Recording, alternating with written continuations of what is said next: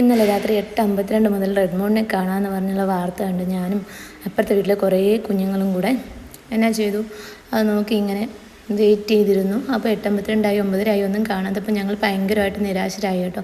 Fake news ആണെന്ന് വിചാരിച്ചു. അപ്പോൾ ഞാൻ വെറുതെ യൂട്യൂബിൽ അവിടെയൊക്കെ സെർച്ച് ചെയ്ത് നോക്കിയായിരുന്നു. അപ്പോൾ സൂര്യനും ചന്ദ്രനും ഭൂമിയും നേർരേഖയിൽ വരുന്നൊരു പ്രതിഭാസമാണെന്നും മറ്റൊക്കെ കണ്ടപ്പോൾ ഒരു ക്യൂരിയോസിറ്റി നമുക്ക് ഭയങ്കരമായിട്ടുണ്ടായി. അപ്പോൾ ഒരു 10 മണി വരെയൊക്കെ ഇരുന്നിട്ടും കാണാതായപ്പോൾ എന്താ തോന്നി, ഫേക്ക് ന്യൂസ് ആണെന്ന് വിചാരിച്ചു. പോയി കിടന്ന് ഉറങ്ങാൻ പോകുന്നിടം വരെ ഇങ്ങനെ തന്നെ ആയിരുന്നു. ഒരു 10-10:30 വരെയൊക്കെ നമ്മൾ വെയിറ്റ് ചെയ്തു.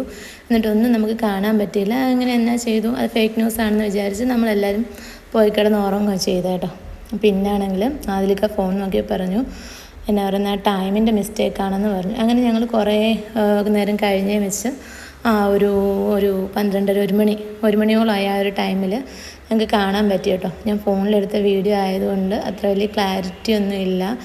ഈ ഒരു കാഴ്ചയാണ് കണ്ടത്. കുറച്ച് നേരം അവിടെ നിന്ന് കണ്ട് വീഡിയോസൊക്കെ എടുത്തേച്ച് പോയി കിടന്നിറങ്ങി. എന്തായാലും എന്താ പറയുന്നത്, ഗ്രഹങ്ങൾക്കിടയിൽ അങ്ങനെ ഒരു പ്രതിഭാസം കാണാൻ പറ്റിയതിലും എനിക്കും വലിയ സന്തോഷം. എനിക്കതിനെപ്പറ്റി അറിയത്തില്ലായിരുന്നു.